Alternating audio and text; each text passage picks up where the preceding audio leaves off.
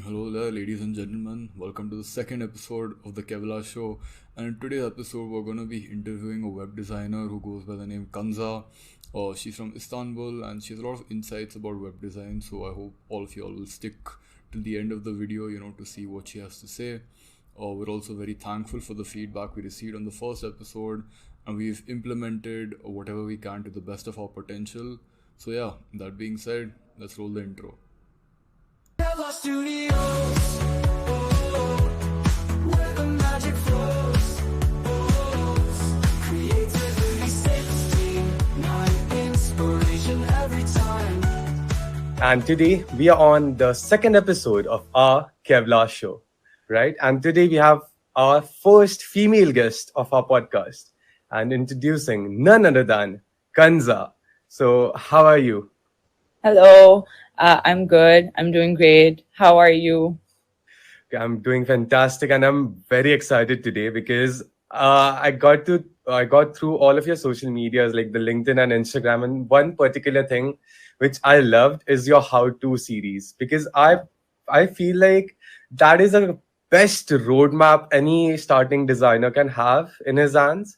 So, but that's something we're going to have in store for later. So, each and every one of you who's watching, hang on tight, watch the entire video because we are going to have a plethora of information and things to learn about design today. But getting started with yourself, can you tell us a bit on who you are? I am actually a web designer right now. I like Mhm. to call myself like a creative, like who wants to find creative solutions for problems and product designs and Mhm. all of that. But I am right now very interested in web design and web development. So that's what I'm doing right now. And I'm also a student who just graduated. So Nice. Okay, so this is a question I like to ask all the people I interview. yeah. So, if you had only three words with which you could describe yourself, what would those three words be? The first one would be curious. I'm very, very curious as a person. Mhm. The second would be hardworking. And the third is just creative. And I feel like that's something that I have to tell myself every single day because I think everyone's creative. But yeah. Okay, I'm going to ask another question, and I feel like this is something you could answer really in a beautiful way. So, how does your curiosity drive your creativity?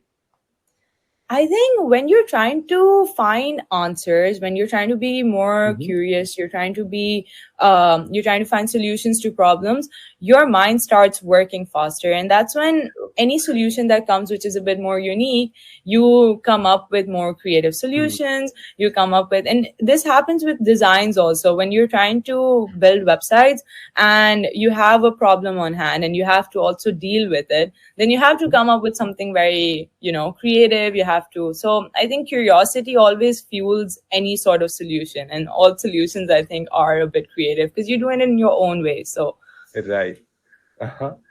And to get to know you a bit more, I yeah. saw that you love cooking. Like I've Mhm. seen very beautifully framed images of various things you cook. So, what is your favorite dish to make at home? And we'll get to the next question a bit later. So, firstly, I Okay. want to know what your favorite dish is. I actually funnily, like, I started my Instagram blog like it was like Mhm. a cooking and things. And later when I was back in my home country, I also had like a business where I would sell all those food and stuff. Okay. But one of the favorite things I like to cook right now, like personally, is like a hummus bowl which I make, which is like roasted chickens and roasted vegetables, and I'll get the hummus down from the store near my house, and I'll make like a salad by the side and a pita bread. So it's like a really nice, wholesome meal that I like to cook for myself. Okay, that sounds delicious. I would love to try that someday if I fly across. And now, Definitely. if I'm in your country and I visit you, so what is that one place? What is your favorite place where you take me to visit all of the surroundings all around you? Definitely, this any of my friends can vouch for this. I am a big like Kadikoy person. It's a place on the Asian side of Istanbul. I Mhm. love that place. I would take anyone who's visiting me there like on the first day. I'm like, okay, because that we take a ferry from the European side to the Asian side, and we go Okay. to, yeah. So it's like a 20-minute ferry ride, and you go to the Asian side, and it's a very very cool artsy. Like the culture is very diverse there, so Mhm. it's one of my favorite places in Istanbul. Okay. So wow, I visualize it already. Like I can see Yeah, I'm on the ferry. I'm very excited. I'm surely going to visit there sometime. I But would love that. yeah. So I also read that about you, that you started out as a psychologist. So like you're studying psychology and then you've transitioned into this creative field. So how did Yeah. that journey start and then where it is now? Uh, Honestly, I don't even know it for myself if I look back. It was that back in my A levels and O levels, I took up Hmm. psychology, was something that really interested me, and I did my undergrad in that, and I just graduated from my psych degree. But I had really creative friends. I was friends with people who were designers, who were Hmm. photographers, who were video editors, and all of that. And I was like, okay, this is interesting. Like, I'm attracting creative people. Why is that? So I kind of started doing this on my own, and Hmm. the transition was that psychology is kind of implemented everywhere in your design, Hmm. in your journey when you're dealing with clients.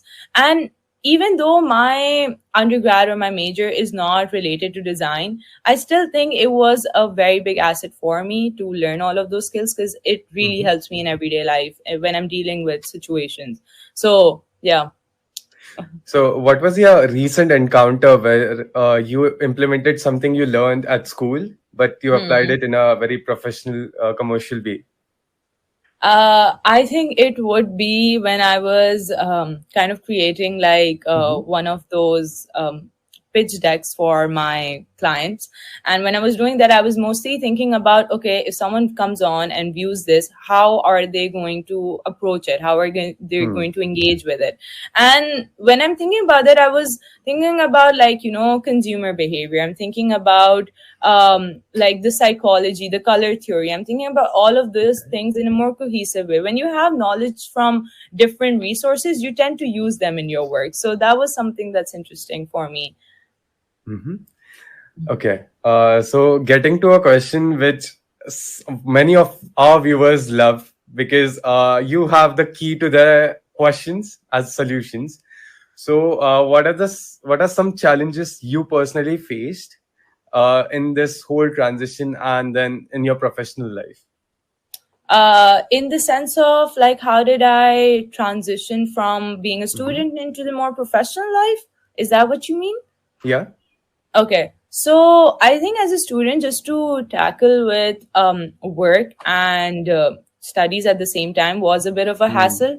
But there were points in my life where I had to kind of set up priorities that is it right for me right now to Hmm. focus on studies, or is it right for me right now to focus on my work? So there were months where my exams would be going on and I had to kind of focus on that. But there were months where Right. I was really free. So I would just not look at uni or even go to Hmm. classes and I would just be working. So it was just about the right balance that I had to find because I realized that you can't give your 100% to everything. So True. you need to select things and stuff. So that was a difficult thing to encounter, but I think I did it at Hmm. the right time. So And since you've been in this profession for how many years now? it's been a little more than a year. Like if I talk about the web design journey, like it's Hmm. been a little more than a year, but I have been like a freelancer, copywriter, and an email marketer for like about 4 years. So I like to work here and there and get like acquire Okay. skills. But as a web designer, it's been fairly recent. And then, what do you think? Like in this day and age with AI this, AI that, and AI Yeah. everything, what are Yeah. the some challenges which the new designers who are at a blank slate right now, who don't know anything yet, but have just Yeah. started developing their skills? What Yeah. challenges might those guys face in their journey? In the journey of, especially if I have to talk about web design, the Hmm. challenges is that you don't need to see AI as your competition, but rather like a tool that can help you. So in web design, what I have actually realized is that you have these platforms that actually generate AI generated Hmm. websites through Scratch, but those are more like prototypes rather than proper websites because when Right. you are working on websites, you have to be highly custom personalized. You have to be Hmm. like, you have to customize everything. You have to understand the client's mind, their target audience. It's a lot of work, and I feel like right now AI is not at that position to do that. Of course, like later on, I think by the speed that it's going, maybe. But I think when you're talking about design and you're talking about client mindset, you're Mm-hmm. talking about the brand identity, you're talking about the target market, all of that cohesively in one platform, I think AI is not able to. But like the AI platform is creating like prototypes and really basic generic websites, and I think people should just take help from that rather than think that, oh, it is Right. destroying like the field or Mm. something like that. And from whatever you've been seeing, I feel like there are a whole lot of aspects which one has to consider when you're developing a entire website. So, Hmm. how would you balance the customer requirements, the Hmm. functionality, and the creativity which you have to implement while doing that website? That's the main part, like that's the trick of it all. Like it's just Mm-hmm. that you have to make sure that your website is appealing, it's visually appealing, and at the same Mm-hmm. time it's functional, right? So when your customer actually, when your client actually or your audience actually comes on to the website, they are able to get their way through couple of clicks. They don't need to go through a lot of process to get where they want. Like Yeah. the desired outcome needs to Mm. be there, but at the same time we need to keep them engaged, we need to keep them their attention going on, right? So Yeah. we need to make it visually appealing at the same time. So it's just to strike the right balance. You need to understand Mm. your audience, you need to understand how much text they would like to read, you need to understand where to fit in the CTA buttons, you need to understand what pages might be required on the website, and also just the right elements and the visuals to use to keep them engaged throughout when they're scrolling past it. So it's Mm-hmm. just all of that. That's the biggest trick in UI UX, I think. Okay. Do you think you have nailed it down quite yet? I wouldn't say that. I wouldn't. Like, I think there's a lot of learning. There's a lot of Mm-hmm. learning in this process, and I would love to go on and on about it. But yes, I don't think I have nailed it down yet, just yet. Hmm. But I'm pretty sure that you're going to, because you've always talked about curiosity, creativity, and being hardworking. I think that's a really good recipe to achieve this goal. And Yeah. this question, while I was framing all these questions, I was thinking all about it. This question, this particular question, what is was caught my eye. Well, okay.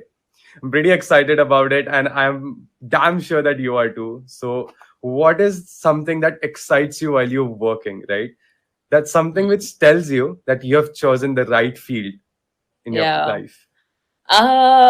So the one thing that like Mm-hmm. I would say that really, really excites me is like when I submit like my website, like I kind of send it over to the client and just their reaction. Because what I do is when I am taking up a project, I would not I would just kind of keep them engaged that this is what's going Hmm. on, but I would surprise them after 7 days. So they wouldn't know what's coming after 7 days. So I usually complete my website in 7 days.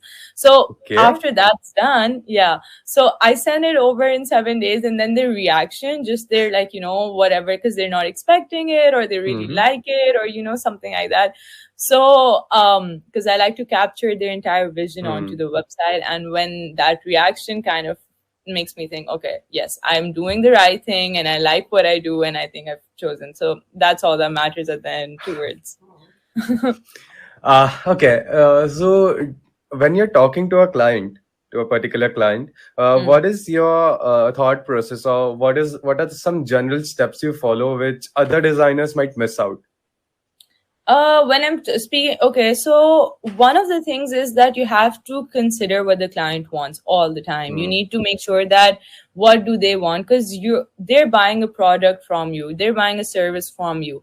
I know that your creativity and you would have more creative solutions, you would want that sort of Hmm. creative freedom, but at the same time you need to understand like what would they require, right? So there would be some places where you will have to cut down your own thought process and your own solutions and want to listen to them, and that Hmm. sucks at most of the times, but it also is like something that you have to do, because yeah, you're selling Yeah. a service, so Okay.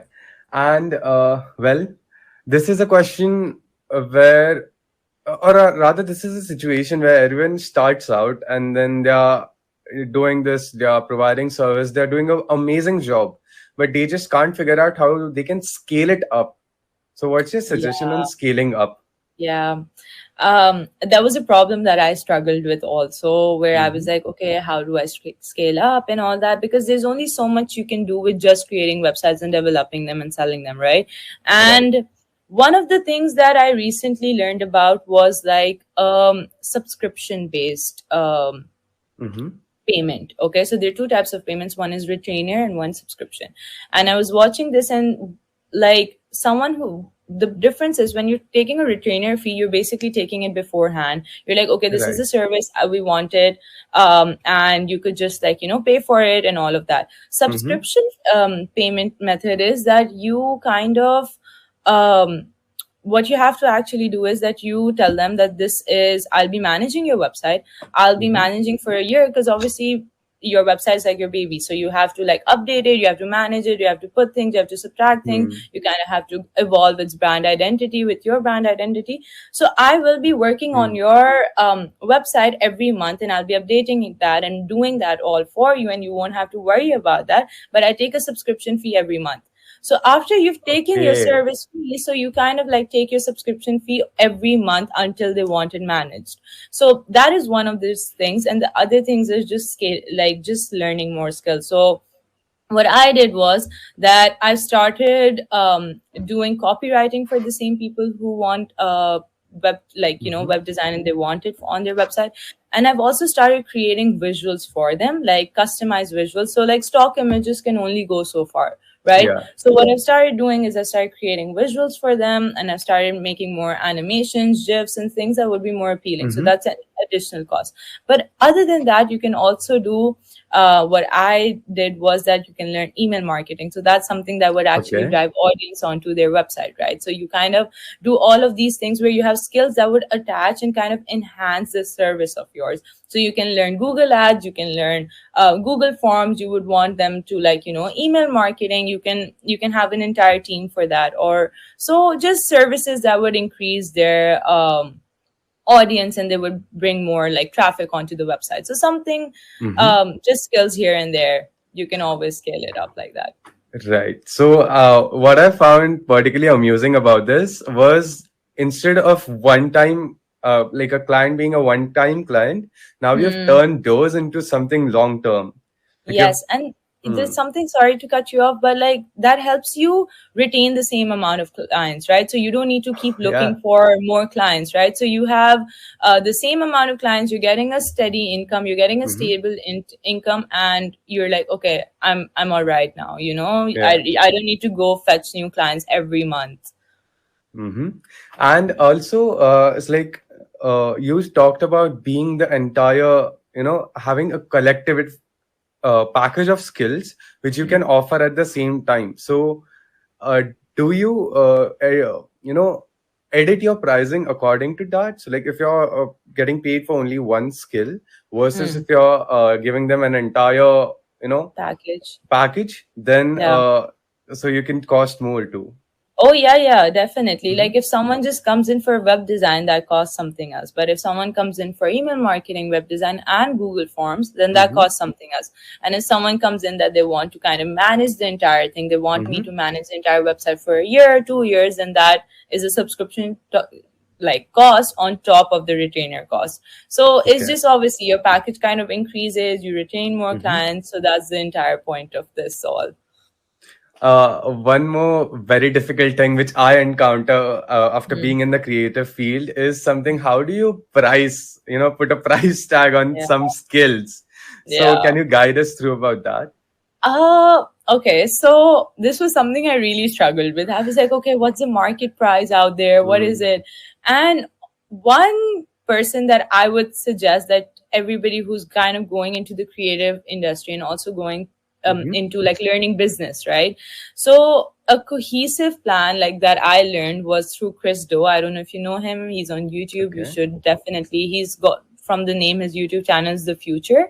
I learned most of my skills from them because one of my friends suggested. It's amazing. But it was just like you like you pay your own price, like you mark your own price in the market. Like when you mark your own price, you ask your own price, then you're creating a market for yourself. Your price, your services, it's your own market, right? So Yeah. that was something that really stuck with me. And I think when I feel like I sometimes even charge differently to different clients, I don't have a steady because everyone requires different things. So you True. kind of look and you're like, what is the value that you're providing them? What kind of like what problem are you solving for them? For them. Right. And then you kind of base your price according to you want it. And then you create your own market after that. So there's no like market price anymore now that like, and you will get clients that want to pay that price. You always Yeah. will. So You just okay. Another thing is, how did you develop your network? I think that's a process. I think that's a very long process that happens all over your journey, like career journey.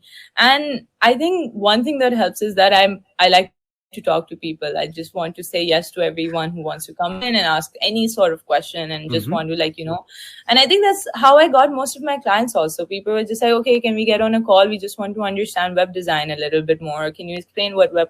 And most of those people just turned out to be my clients. And they were like, okay. And I was just like, explaining it to them. And they were like, okay, I think we would want you to design our website. And I was like, okay, great. Like, so it's just saying yes to every opportunity out there. And honestly, just reaching out. I think online, LinkedIn, Instagram, all of this like has really helped us like bridge those gaps. Like you can actually just go on. Like you're sitting in India and I'm here in Turkey and we're having this conversation.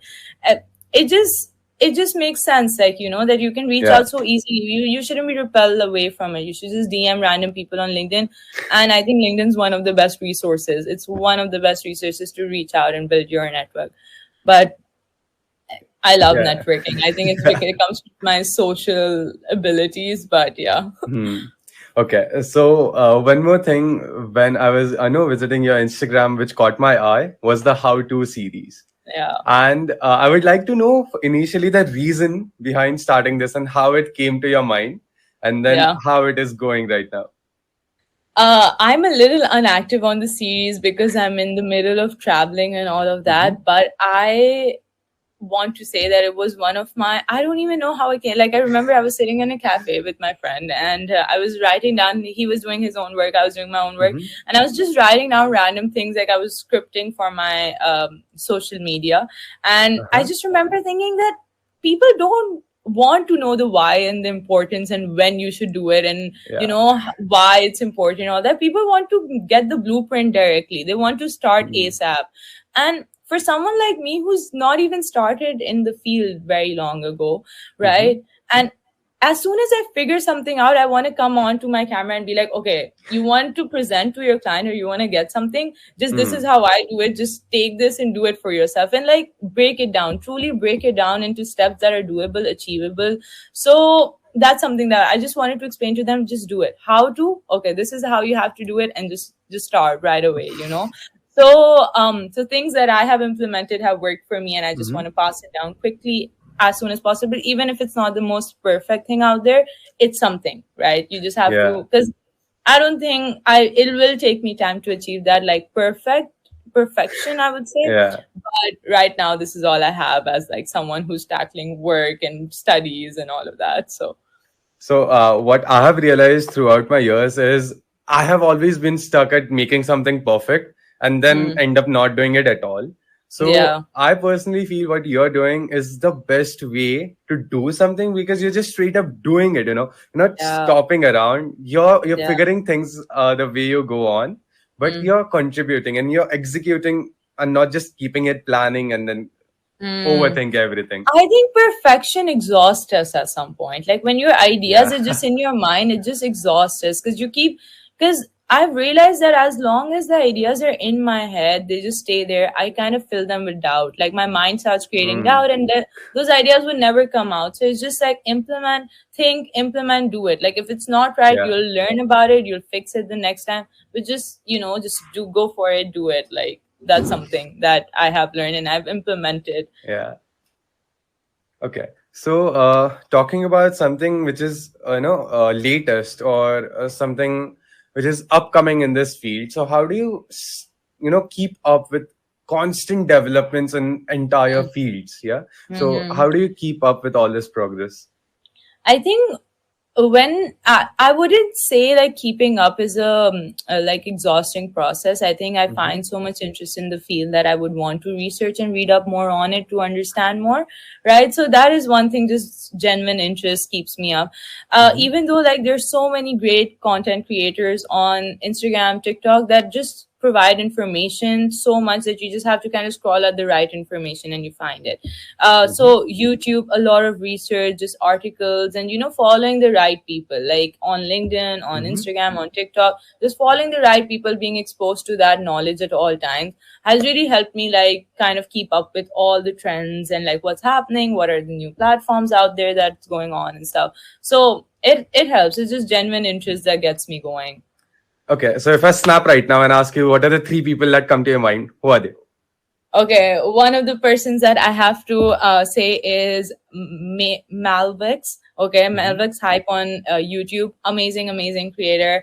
One of the other ones that has really helped me in my creative journey is Chris Do on YouTube also. Mm-hmm. And the third one, I would say that, let me think. Um, let me. I have to think on. I would say my partner, like I would genuinely say my partner, Mm-hmm. because he's inspired me a lot. He is Arif, Tariq, and Maham. Those are Mm-hmm. my partners at Ajib Studios, and they really inspired me to push me forward to do this. Mm. So yeah, and I'm so grateful to be working with them. So these are like creators that have really pushed me forward to start doing my own thing. Okay. Well, this is another question I love to ask people. Yeah. So, if you could go back, go back in time, rewind time, you sit in a time Yeah. machine, Hmm. go back to your younger self, and you have Hmm. opportunity to talk to her in a Hmm. cafe without being restricted to any kind of, rules of the time travel thing. Yeah. You're completely free. You can say whatever you want. So, what Yeah. would you tell her? I would tell her to let her creativity flourish. Like, I think as kids, that opportunity is taken away from us, like, Hmm. especially in a more desi household, I would say that I come from. I think it's just like it's taken away from us. It's Yeah. just like something that you're like, okay, you're not supposed to do this. Okay, what is this? But it's just letting the inner child allow itself to do whatever it wants, just to Hmm. understand. Like, I think at that point you want to understand yourself better and all of that. And I would just tell her to just do it. Just, take any medium, any platform, just start, like, let your creativity flourish and be fearless. Hmm. And also, one thing, be confident. Like, that's something that we don't get to hear a lot. Just the fact that be more confident in your ability, because you will genuinely make it, like at some Hmm. point in your life, if you have that confidence in yourself and the belief in yourself. So that is something that I would tell her, and I wish I could, but I think I learned it now rather than later, which is great.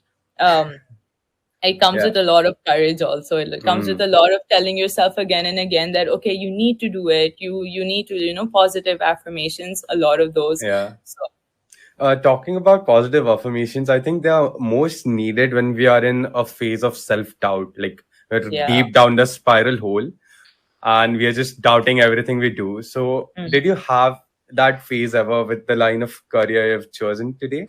Yeah, I think even without this career or anything, everybody comes across like fears and doubts in Hmm. themselves, because you don't usually have someone who understands you or will be like, okay, you're doing great. And one thing that really did help me in that process was posting my work. Like, when I'm working and I have my work on my own and I'm just sending it to the client, it's Hmm. just one way communication, right? Yeah. So that was all. But like when you're sitting there and you're like, okay, I don't think I like this work and all of that, one thing that really did help me was posting my work, because the sort of like outcome, the sort of responses that I got, the sort of Hmm. encouragement, and also just the recognition along the way that I got, that was something that I was like, I was taken aback. Like, I was like, okay, people are actually interested to know more. Like, people actually like my designs. Okay, this is Hmm. great.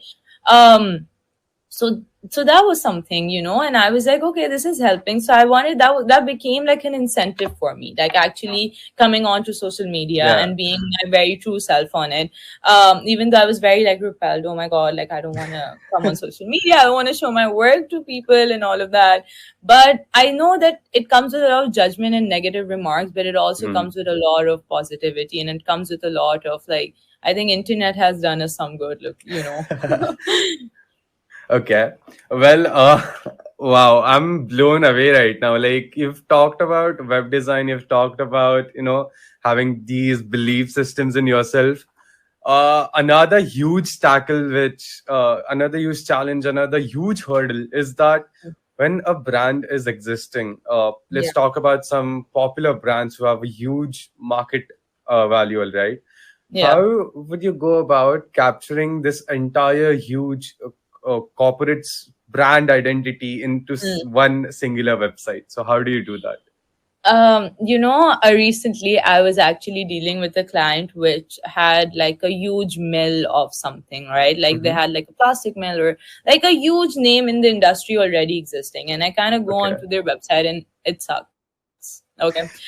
So Okay. when it's like they don't really need to market their products usually, so Hmm. they don't kind of spend that time because they've already made a name out of themselves, right? So they Right. don't need to kind of come on and be like, okay. But when we're talking about branding, I think all of it helps. And like branding is also the way that you deal with the clients. It's the way that your business model is, how you Yeah. are, how your services are, how your responses. It's the entire customer journey, right? Um, Hmm. but it also, now that it also includes a more cohesive thing. It's an identity, it's a visual palette, it's everything in a more cohesive manner, right? So Hmm. how I would think that a website captures it is when like your customer or your audience kind of comes onto your website, they will scroll past it and they would have that everything on your website. Like it's one Hmm. pit stop, a one platform that you'll be like, okay, like they also do this, they will also have your information, they'll have your services, they'll have the right visual identity that you want to present, and they Uh-huh. will also understand your brand in one platform only. So that is something that helps, like it sets you apart. Already having a website, a good website sets you apart already in the market, right? Because a lot of True. people out there, especially when I'm talking to individuals, when I'm talking to for them to create like their own portfolio, they'll be like, why do we need a portfolio website? And I'll be like, because you it sets you apart. Like other Yeah. people in your field are not doing that, so it sets you apart. That's the first thing. Then the second thing is, your social media does help with like constant promoting and constant Yeah. marketing, but your website kind of comes in when someone wants to just understand you better. In one way, they want to know what you do, they want to know your information, they want to know how you would help, your customer testimonials, your client Yeah. feedback. They want everything in one way, that they're like, okay, they scroll past it, they're like, okay, we understand. Towards the end of the website, they should understand you, your company, and your identity. So that's what the website kind of provides. Okay. But it's like, how do you fit in so much information in one single page? Like, if you're talking about resumes, Yeah. people fit in their entire life's journey on a paper, and then the interviewers just spend 7 seconds on average on it. Yeah, I I think it's the know. same with websites. So, what are Yes. your tactics? And also, I would like to add, like, how does psychology and copywriting, some of your Mm. previous experiences, have influenced web design Okay, in this so particular factor? yeah, so basically, for instance, that when you're talking about, okay, how like a person would kind of just spend 7 seconds on a resume, right? It's a lot Hmm. of text. You and I both know that nobody goes through every other detail. They just want to Yeah. go through like the top priority of it, and they'll Hmm. understand what the person's about, right? Um, so we want to make sure that the resume stands out, and we want to make sure the website stands out. Yeah. So when we know that anyone who kind of comes onto your website will kind of just scroll past it, and we want to keep them engaged throughout. We Yeah. want to make them understand that what are we, who are you, Hmm. what are we, like. So when you're doing that and you're scrolling past it, visual appealing Hmm. graphics, really help. Like those are some things that Okay. really help throughout, just keeping them engaged. And now that if you kind of dwell into the web design trends right now, it is 3D models, 3D elements, right? Yeah. So when you are like, why is all of that? That's because you want to keep them engaged for longer. They want it. Yeah. And when you're asking about how do you fit all of that information in one website, it is that you possibly cannot fit your entire life or your entire brand concept into one website. So you kind of present it in different ways. You kind of present it in the way that you show text, you show you show your text like a bit, like you just show the important bits. You want to show Yeah. the parts you actually want them to know, the things that would actually matter to them. So just a Hmm. little bit. So now if you actually go to any of the websites, you'll see that the text has reduced. A lot Yeah. of text has reduced because we know that people don't have that attention span for it anymore. So now we try to do it with visuals, we try to do it with 3D models, we try to do it through like, okay, how's the animations going, how are the integrations of the website, how good is the UX, how well are they like actually getting through the service, how well. So it's just like quick and easy, like, and visuals actually help, like design in the self actually helps, like the colors, the way that it is done, the content that you're using on it, it helps for them to understand it better, because your pictures and everything helps better rather than reading text. So even when you see like, oh, I was watching this person who kind of applied for the spot, I think the Netflix something or Spotify, like something, and they kind of created the entire resume into that YouTube sort of, like they didn't do the white sheet resume only. They kind of changed the Okay. entire thing into colors and stuff. And that she got selected because of that, like, because she really, like, it stood out, Stood it was out. more attractive. Yeah, it was something that catch the brand's eye also. So that's exactly what we try to achieve when we're creating a website also. Well, what is that one particular website which every time comes to your mind, which you're particularly proud of? So, what's that particular one? Okay, yes. That one is I was working on a portfolio website for a graffiti artist. Actually, his name is Afan Tariq. He's in Pakistan, and I worked for his website. It took me a month almost to complete that website, Okay. because it was because I was doubting myself a lot and all of that, but it was also like a very complicated website. But it was one of my best works. Like, I love that website. I kind of go over it and just to see, okay, like I did put a lot of work, and why I'm so happy about it is just how well it comes together, how responsive it is on mobile, and also how good it is on desktop. So that's one of the websites that send us all my portfolio. I'm like, this is what I did, and they're like, wow. Okay. So, I struggle with this. So, I don't even know how to frame this question. But Yeah. there are some clients who think that if you spend more time on something, then it's of more value. Then there are some times who feel like, I want it as quick as possible. And then quality is stuck between all of those, playing tug and war. Yeah. So, how do you handle these types of clients? Yeah, I think when I'm dealing with the client, I'll already tell them the time frame beforehand. Like, I'll already tell them that, okay, this is the time frame I would require, and this, if you want a website which is great, you need to give me this time frame, right? If you don't, then the quality will be compromised, of course. And honestly, I usually don't take those clients up because I can't compromise on quality at all. So that's where I kind of draw the line. And when you're trying to provide a value, you have to see that what kind of solution are you solving for them, like how much money are you saving for them, or like, how big of a problem are you solving for them. So when you kind of like look it down, you have to make the client also realize that you are providing this value to them, so they also value you in return. So this is Okay. a hard thing That that I is a learned. line I love. Like, you have to provide value so that they value in Yeah, in you in return. return. Yeah. Okay. So you've told us a lot about journey and then web design altogether. I want to know something. What do you think about the future? Like a future in 50 years and a future far beyond. What do you think? How will all of this change?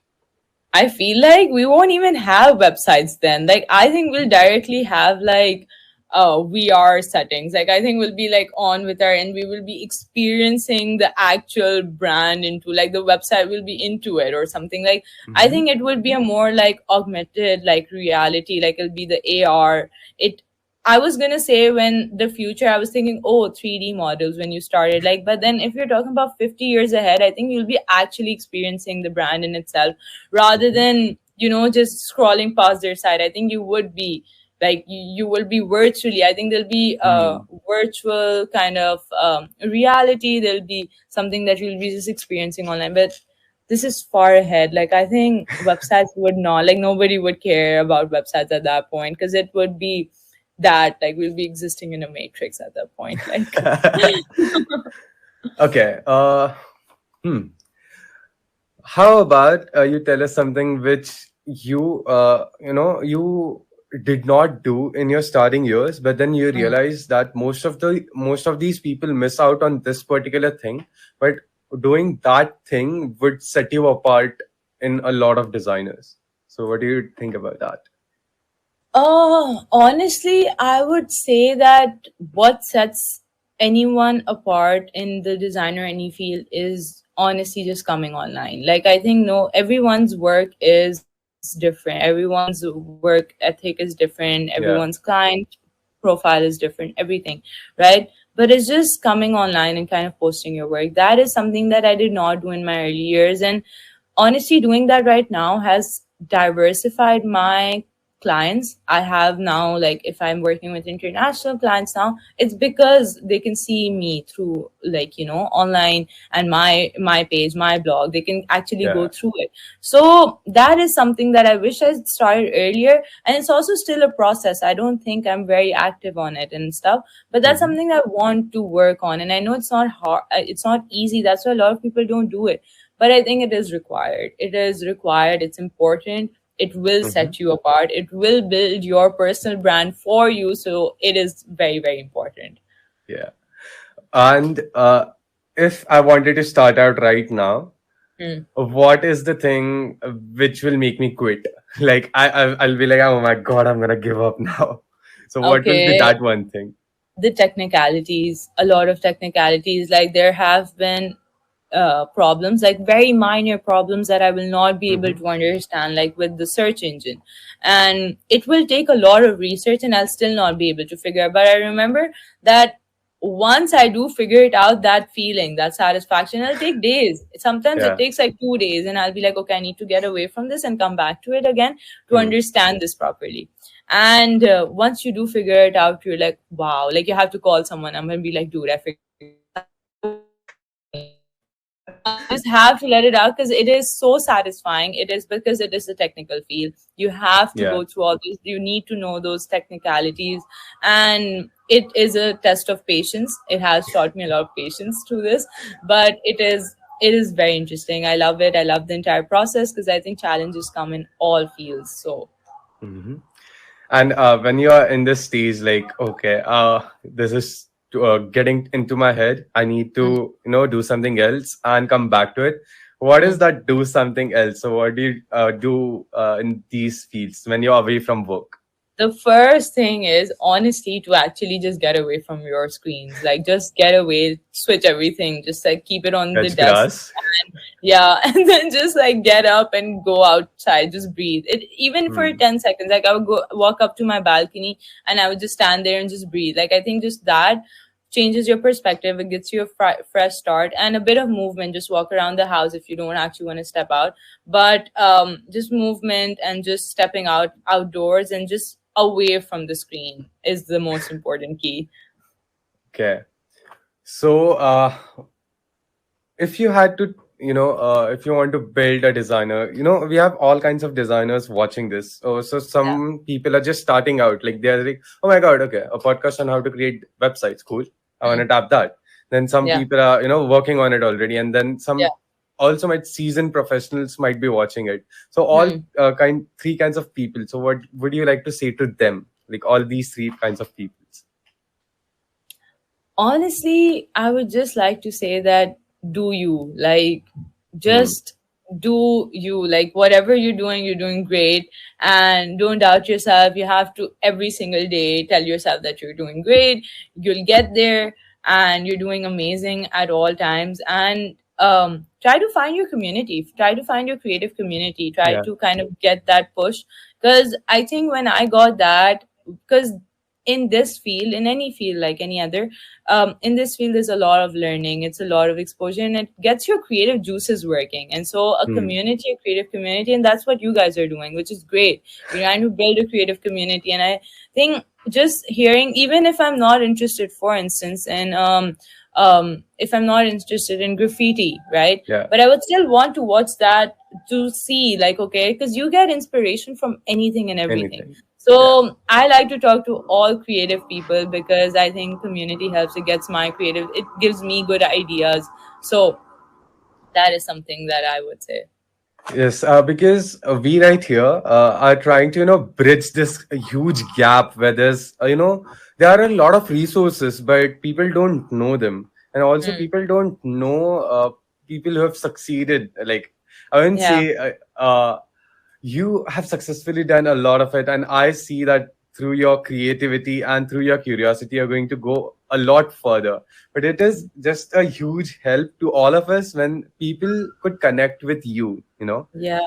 So they know that people like us who are doing all of this and what Hmm. their like what goes on in their heads, right? Hmm. And then Hmm. you gave us a huge opportunity to get to know you. So I just thank you. It's lovely Thank talking to you for you. inviting me. Honestly, it Yeah. was lovely. It was lovely talking to you. I'm so grateful that, like, I got an opportunity to Mm, meet you guys, to actually come on board over here. So thank you so much for inviting me. yeah. And any final words you would like to tell our designers? Honestly, just post your work online. Just Mm, doesn't matter what people are doing. Just do the put in those hours to do that work, and also post it online. Just repeat that cycle yeah. again and again, and you'll get somewhere. Amazing. So, how can people contact you? On what Uh, platforms? they can contact me through Instagram. A lot of people send me a DM. Mm-hmm. I have my then I as soon as they send me a DM, I like to, whoever it is, I just like to send my Google Meet. Like like to send my Calendly, and they can just kind of like book a meeting, get on call. I Yeah. like to talk to people. And the other way is just LinkedIn. I have my email on all my platforms, so they could also just email me. So any of those work. Yeah. So we'll be linking all of your social medias in our descriptions below. Thank Yeah. you so much for being here, being the first female web designer on this podcast. I'm sure that you're going to inspire a lot of people today. And yeah, man, amazing talking to you.